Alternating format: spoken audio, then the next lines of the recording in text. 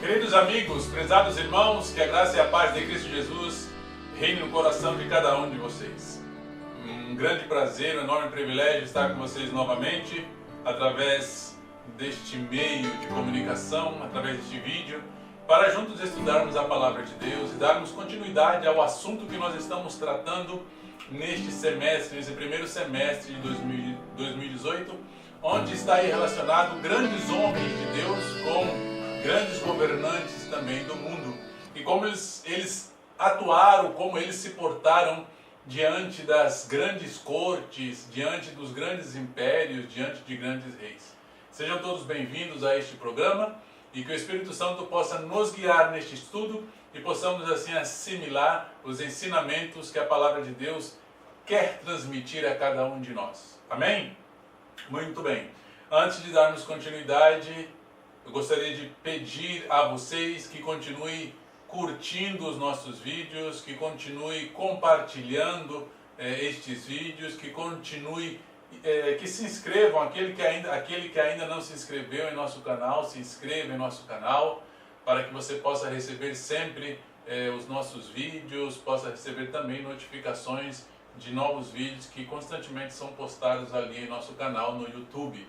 Não deixe também de utilizar as reflexões matutinas e vespertinas que estão ali em nossa lição na página 135, com lindas mensagens, textos bíblicos para a nossa reflexão pela manhã em nosso culto familiar e também para a parte da noite ou parte da tarde, quando também devemos reunir a nossa família e fazer o culto familiar vespertino. São oportunidades como esta que nós não devemos desperdiçar. Esses cultos em nossa casa, em nossos lares, eles são de suma importância para fortalecer o nosso crescimento espiritual, para fortalecer a nossa relação com Deus, tá certo? Então não se esqueçam desses recadinhos e vamos, com a graça de Deus, então passar ao nosso estudo. Na semana passada nós falamos um pouco sobre Amã, sobre Mardoqueu, falamos sobre Assuero e falamos também sobre Esther. São os personagens que nós encontramos neste livro e que estão envolvidos em uma trama que foi elaborada por Amã, sendo este Amã, logicamente, instigado ou induzido pelo próprio Satanás. Nós percebemos que ele já mantinha um ódio contra Mardoqueu e esse ódio ele viria a se estender.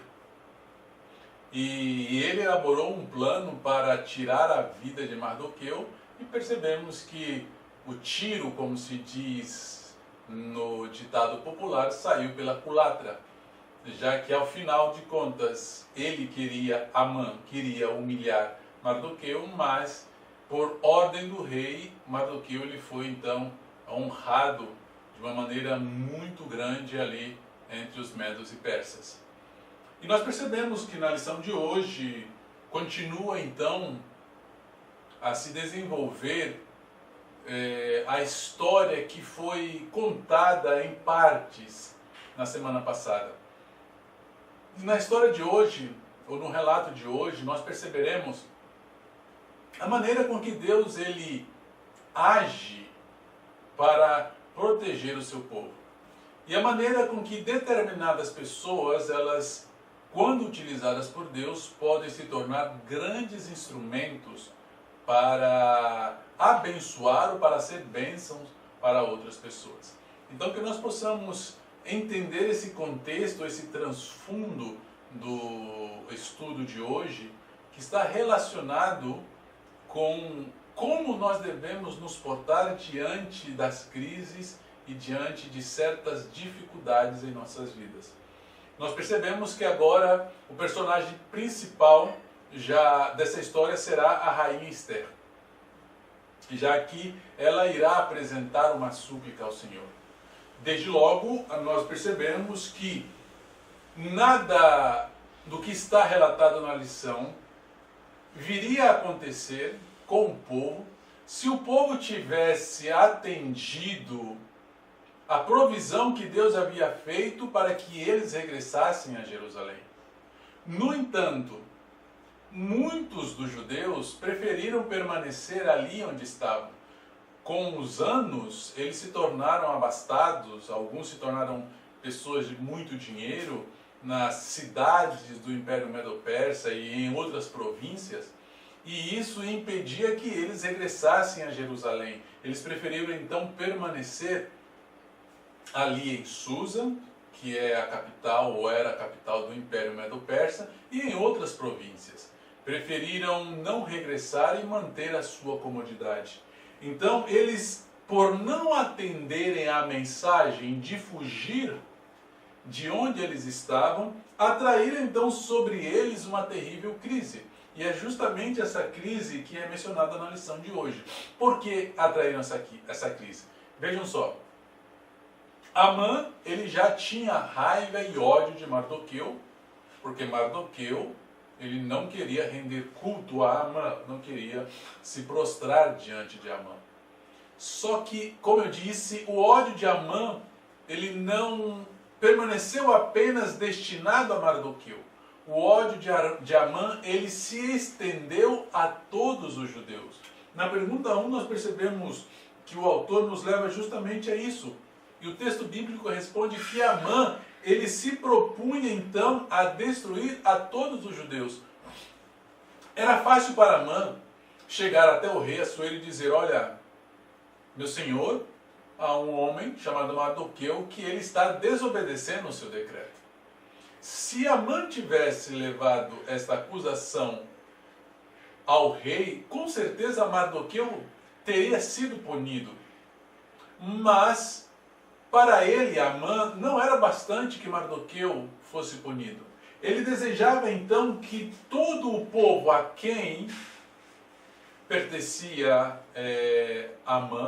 Mardoqueu, também deveria sofrer as consequências, já que para ele, Amã, o povo judeu era um tipo de empecilho para o seu orgulho, causava problema para os planos dele, Amã. Portanto, ele trataria agora de estabelecer um vínculo ou estabelecer um decreto com o apoio do rei para que todo esse povo pudesse ser eliminado. As grandes matanças, esse genocídio, porque o que Amã iria propor ao rei era um genocídio, era algo que não era desconhecido. O próprio Dario Staspes, antes de Assuero, havia decretado que todos os seus sábios deveriam ser mortos. E foi uma matança muito grande. Então, o que Amã iria propor, o desejo de Amã de destruir a todos os judeus, de exterminar todo o povo judeu do reino, era algo que já era praticado de maneira não tão constante, mas que era praticado pelos reis que agiam como déspotas e tratavam de tirar a vida daqueles que eles consideravam que não tinham nenhuma importância para ele. Pois bem, diante disto, desse ódio estendido aos judeus por conta do ódio que Amã tinha para com Mardoqueu, ele então trataria de levar isso ao rei, mas não o faria de qualquer maneira. E buscou lançar sorte para estabelecer um dia para ir até o rei, para estabelecer um dia de causar a destruição dos judeus. Veja que interessante. O inimigo, ele sempre fará de tudo para destruir o povo de Deus. O inimigo, ele sempre fará de tudo para destruir qualquer relação que o povo de Deus possa ter com ele. Ou qualquer boa relação que o povo de Deus possa ter com pessoas, vamos dizer, do mundo.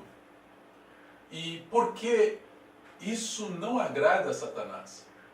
Satanás não gosta de ver o povo de Deus prosperando, Satanás não gosta de ver o povo de Deus mantendo relações amigáveis e demonstrando através da sua vida que há um Deus verdadeiro.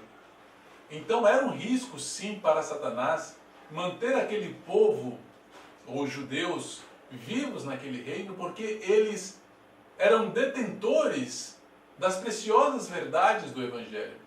Era um perigo para Satanás que aquele povo permanecesse vivo, porque se permanecesse vivo, a verdade continuaria sendo propagada. E muitos viriam a conhecer o verdadeiro Deus.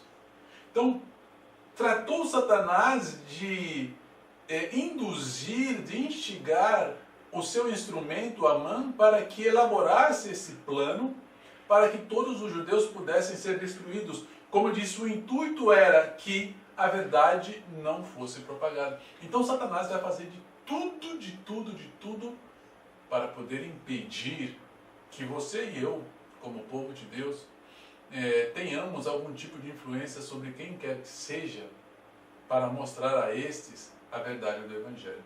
Ele então elaborou o plano, levou o plano até o rei, apresentou o plano ao rei no dia que a sorte havia determinado, e também utilizou palavras enganosas. É interessante o que diz o texto bíblico de Esther, no capítulo 3, os versos 7 ao 10, onde diz da seguinte maneira: um povo cujas leis são diferentes. É verdade.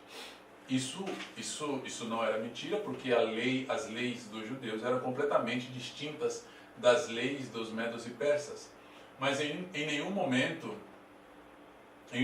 essas leis dos judeus prejudicavam o reino ou o Império Medo-Persa. Na verdade, o Império Medo-Persa ele tinha uma qualidade importante. Ele permitia que todas as nações que eles conquistavam continuassem com as suas leis e continuassem fazendo ou praticando o culto aos seus deuses. E Naamã utilizou este argumento, que na verdade não era um argumento fraco. No entanto, não parou aí. Ele diz ainda que eles, os judeus, não cumpriam com as leis do rei. Se isto fosse verdade, com certeza esse povo já estaria eliminado há muito tempo, porque em nenhum momento o povo judeu deixou de cumprir com as leis do Império Medo-Persa, nem com as leis do Império passado, que era o babilônico. Então, eles sempre trataram de obedecer às leis e sempre agindo de uma maneira ponderada, para que as leis dos judeus não se chocassem com as leis desses impérios. Então, através desses argumentos enganosos, Naamã trataria agora de conseguir o favor do rei. Só que, como eu disse, eram argumentos fracos. Então Naamã, ele utilizaria uma última cartada. Veja que agora ele trata de subornar o próprio rei para conseguir o favor do rei. O texto bíblico diz que ele oferece, então, 10.000 talentos de prata. Vejam só, se até o momento para o rei aquilo que Amã estava propondo era ilógico, não tinha sentido, diante da oferta de 10.000 talentos, o rei mudaria de ideia, porque 10.000 talentos de prata não eram e não é qualquer coisa. Para vocês terem ideia, era aproximadamente um talento. Ele equivale, aqui tem um talento romano, tem um talento egípcio, mas vamos tomar aí o talento romano, que equivale a aproximadamente 32 quilos, um talento de prata. O talento egípcio, vamos tomar por baixo 26 quilos. Então imagine vocês, 32 quilos, que é o peso de um talento, multiplicado por 10.000. Vocês têm aí uma quantidade absurda de prata. Mas, vejam só, para que vocês tenham ideia que não era qualquer valor. Um talento de prata, hoje, esses 32 quilos, eles equivalem aproximadamente a 6.600 dólares. Falando na atualidade. Multiplica isso por 10.000 talentos de prata. Ou seja, o que Amã estava oferecendo ao rei era aproximadamente 66 milhões de dólares. É dinheiro? É muito dinheiro. Então, diante desse suborno, o que fez o rei? Está aqui meu anel. Está aqui meu anel, faça o decreto que você quiser. envie o decreto para todas as províncias e faça da maneira que você achar mais conveniente e coloque lá meu selo, não tem problema, desde que eu receba os meus 66 milhões de dólares aproximadamente. Então veja só que Naamã, ele trata de corromper o rei. E consegue então o seu objetivo de determinar um decreto e estabelecer um dia para que o povo judeu fosse destruído, fosse eliminado e que o povo judeu tivesse as suas propriedades confiscadas. E com o anel do rei, então, este decreto é enviado para toda a terra, para todo o domínio medo-persa. Bem, diante disso, nós entendemos que o extermínio seria certo, porque sabemos que uma lei medo-persa ela é irrevogável.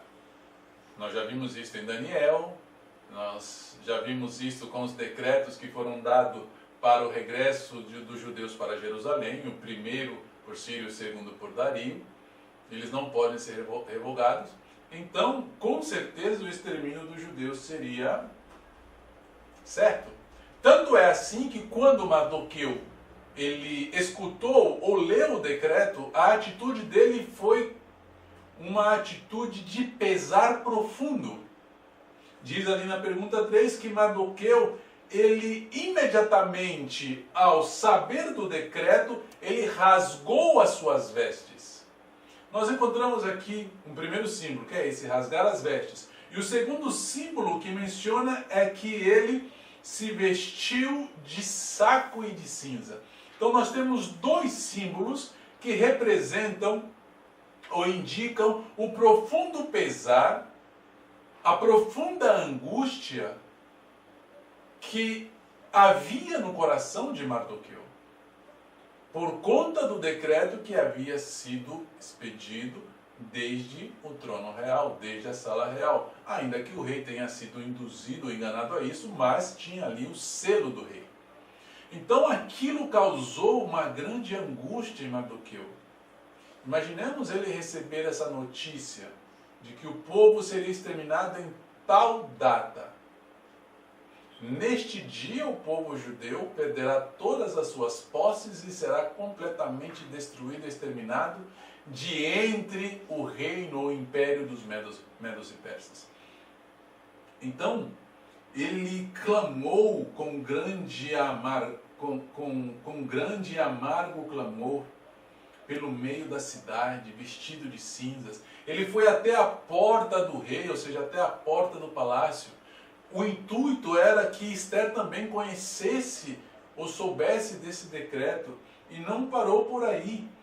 O povo, quando recebeu também a notícia do decreto, eles entraram em grande luto.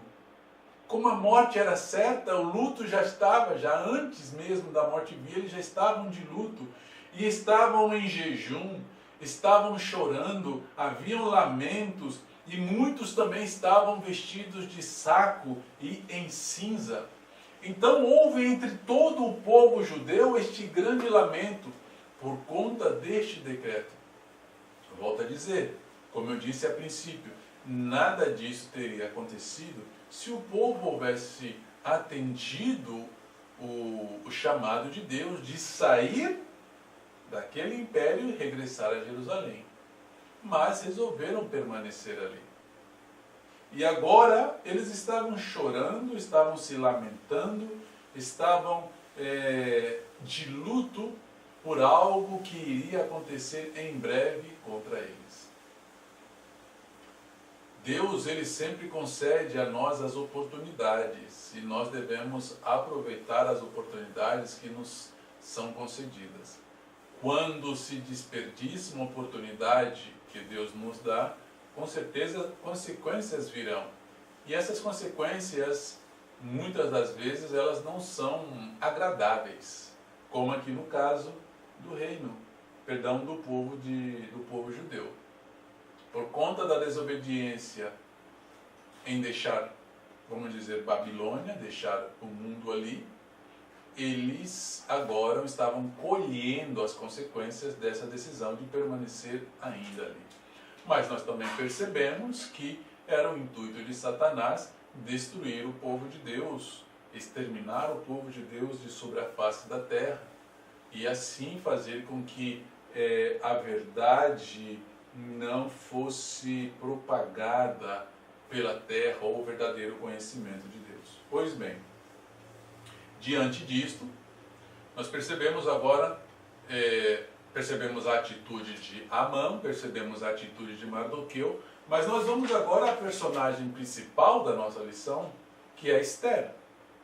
Esther, ela ficou sabendo do decreto através de Mardoqueu. E a reação de Esther também não foi uma reação de gozo, de contentamento, porque o decreto atingia todo o seu povo. Esther, aqui ela podia tomar a seguinte postura, quando soube do decreto. Ela era rainha, ela estava segura, nada iria acontecer a Esther. Ela poderia ter dado as costas ao pedido de Mardoqueu. Ela poderia ter dado as costas ao povo judeu, ao povo dela, e ter dito: eu não tenho nada a ver com isso. Eu vou me manter tranquila na segurança do palácio. Esta era a atitude que ela podia tomar. Mas se ela tomasse essa atitude, diz o comentário, ela estaria atraindo sobre si mesma a própria morte que havia sido determinada aos judeus. Mas nós percebemos que Esther, ela agiu ou agiria em favor do seu povo para proteger o seu povo.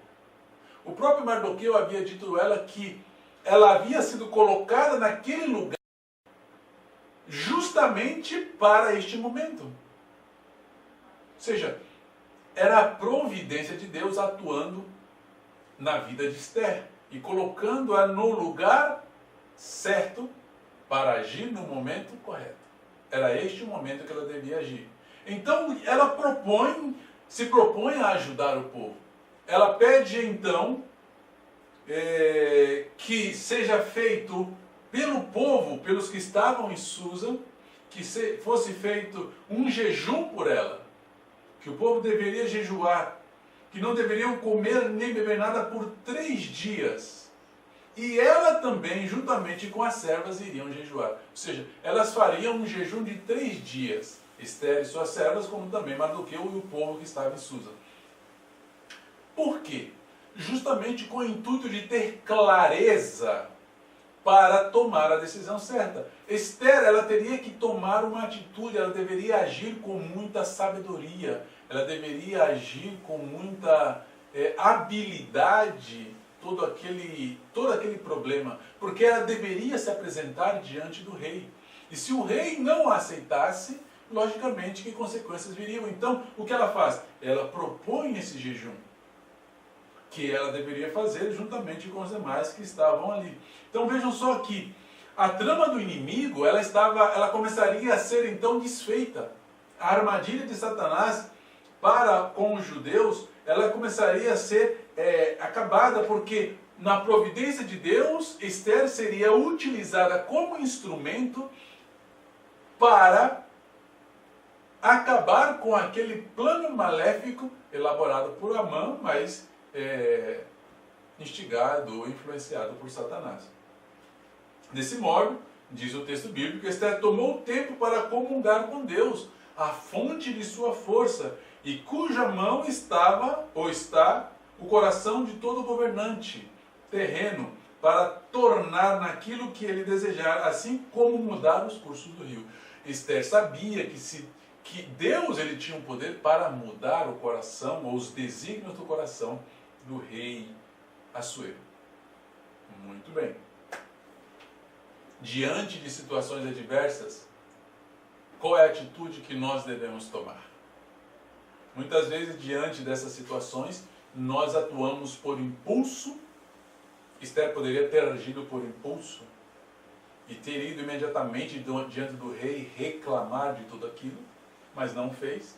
Poderia ter fugido, deixar a situação de lado, mas não fez, mas preferiu enfrentar. Mas antes de enfrentar a situação como um todo, ela buscou sabedoria na fonte de toda a sua força. E é justamente a atitude que nós devemos tomar. Buscar em Deus nos momentos mais difíceis de nossa vida, nos momentos onde nós nos encontramos aparentemente sem nenhuma saída, porque parece que é algo irrevogável, é algo que não pode ser mudado. Mas, quando buscamos a resposta em Deus, sempre haverá uma saída. E foi justamente o que aconteceu. Na pergunta número 5, então, nós encontramos como atuaria Esther. Juntou o rei, juntou Amã em um jantar. E vejam que ela se dirige ao rei de uma maneira muito sábia. Ao rei não lhe importava nada. O rei não queria saber dos judeus.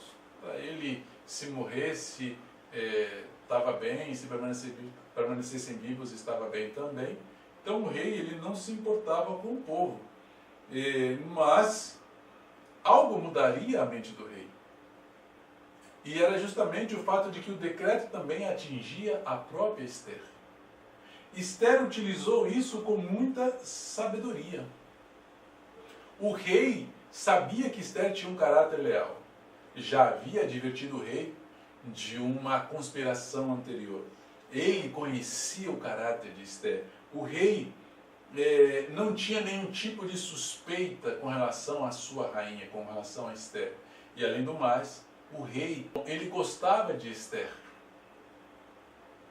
Ele tinha interesse, então, de ajudar Esther. E Esther, ela dirigiu o assunto com tato. Esther dirigiu o assunto com muita sabedoria, com muita prudência, com habilidade. Ela escolheu as palavras certas, ela escolheu as palavras corretas. Veja que interessante. Ela soube impactar o rei, para que o rei pudesse então tomar uma atitude e mudar a sua posição. Ela disse: a minha vida está ameaçada. O rei perguntou: mas por quê?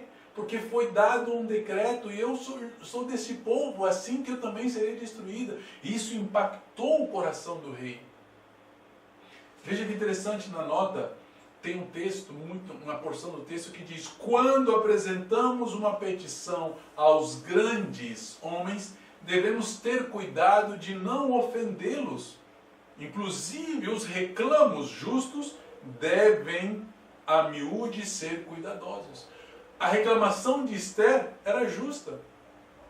Ela poderia ter acusado o rei de: foi você que selou, deu o seu anel, porque você foi subornado, isso e o outro. Mas se ela agisse dessa maneira, com certeza o pedido dela não seria atendido. Ela não alcançaria o propósito que desejava. Então, o que fez? Agiu com muita sabedoria, com muita habilidade, causando este impacto no rei, ao ponto do rei ficar perturbado com toda aquela situação e então tomar uma atitude contrária ao decreto. Volto a dizer, o decreto ele não teria como ser mudado. Isto era impossível de mudar o decreto. O decreto de morte, ele iria permanecer. Como foi dito, nós vemos como era o decreto, né? Está registrado ali em Esther, em um determinado dia, de determinado mês, o povo deveria morrer. Mas, Esther conseguiu então o favor do rei e fez uma petição ao rei que fossem revogadas as cartas que foram enviadas por Amã. Qual foi então a estratégia utilizada para revogar essas cartas? Mardoqueu, é dada a Mardoqueu uma ordem e para que ele pudesse preparar uma carta. Mas desde logo que para que isso acontecesse o rei precisava autorizar. E para essa autorização, novamente, é interessante isso, novamente Esther, ela recorre ao sentido de retidão e justiça do rei. Ela diz assim: se eu achei graça perante ti, ela primeiro fala ou usa o afeto que o rei sentia por ela e menciona: e se este negócio é reto diante do rei, e apelando a seu sentido de retidão e justiça, ou seja, ela une esse sentido de retidão e justiça do rei ao fato de que ele, o rei, gostava dela. Então, diante disso, ela consegue o favor do rei. Lógico que isso não é nenhum tipo de engano.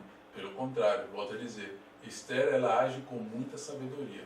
São atitudes como estas que nós devemos ter para alcançar os nossos objetivos, para alcançar favores. Devemos saber utilizar as palavras corretas, dizer o que é exato no momento certo, e assim nós conseguiremos favores, conseguiremos objetivos e conseguiremos o agrado de muitas pessoas. Muitas vezes as pessoas se desagradam de nós porque nós não sabemos utilizar da maneira correta as palavras. E então acaba que acontece que afastamos as pessoas. Então Esther, ela utilizou isso para conseguir o objetivo de libertar o povo. O rei então ordena a Mardoqueu que escrevesse cartas. O rei não podia revogar o decreto, mas outro decreto poderia ser dado. E essa foi a estratégia. O novo decreto dizia que o povo judeu poderia defender a ele, se defender e defender também as suas propriedades. Não quer dizer que o povo judeu deveria buscar a briga, né? Ou seja, então em tal dia eu vou lá e vou brigar com eles por causa disso. Não, eles deveriam ficar na defensiva, deveriam ficar preparados. Se alguém do Império Medo-Persa que não judeu viesse contra eles, eles tinham todo o direito de se defender. E esse decreto ele foi escrito em diversas línguas e enviado para todas as províncias do rei, dando aos judeus o direito de se defenderem do ataque de quem quer que seja contra eles. E este era um momento onde realmente o povo deveria ser fervoroso. Era um momento crucial onde o povo deveria buscar a Deus com lágrimas, com jejum, como fizeram. E porque somente Deus ele tem a prerrogativa, ou somente Deus tem o poder para ajudar, para salvar o seu povo. Mas é necessário que nós busquemos esta ajuda em Deus. Deus já estava operando, e Deus operou no coração do rei, e operou também no coração dos povos de outras nações. Porque no dia que havia sido marcado para a destruição e exterminação do povo judeu, o que aconteceu na verdade nesse dia, que era para ser um dia de lamento, foi um dia de gozo, foi um dia de gratidão. Diz o texto que havia alegria, havia gozo, havia banquetes, eram dias de folguedos, e aconteceu algo mais extraordinário ainda. Povos da terra se fizeram judeus no sentido que aceitaram as verdades que os judeus aceitavam, aceitaram as leis dos judeus, aceitaram o Deus dos judeus. Ou seja, Satanás tentou fazer com que esta verdade pudesse ser extirpada da terra ao matar todos os judeus. Mas o resultado foi o contrário, novamente. Na peleja entre Amã e Mardoqueu, o tiro saiu pela culatra. E aqui novamente, algo que deveria prejudicar os judeus, na verdade, trouxe aos judeus o benefício de divulgar as verdades do Senhor. Porque os povos, eles tiveram temor dos judeus e do Deus dos judeus. Portanto, toda circunstância negativa que ocorre em nossa vida, ela pode redundar para a glória de Deus. É por isso que nós não devemos, diante de dificuldades, temer. Devemos buscar a Deus, entregar na mão dele tudo o que possa estar ocorrendo para que ele possa dar a solução apropriada. Nós temos muito a que aprender da entrega de Mardoqueu, mas temos muito a aprender também com Esther, que agiu em favor do seu povo no momento correto. Devemos entregar-nos para salvar o povo de Deus. Devemos fazer de tudo para que o povo de Deus possa permanecer firme e leal a Deus neste mundo. Nós temos uma grande responsabilidade. Nós devemos aprender a agir como agiu Esther nestes momentos tão difíceis. Que Deus possa te abençoar, que Deus possa te ajudar e que o Espírito Santo possa tornar esses ensinamentos, os ensinamentos dessa lição, uma realidade em nossas vidas. E desde já, vamos nos preparando para a próxima lição, onde estudaremos ou daremos continuidade aos decretos de restauração do povo de Deus. Que o Senhor te abençoe, é o meu desejo em Cristo Jesus. Amém.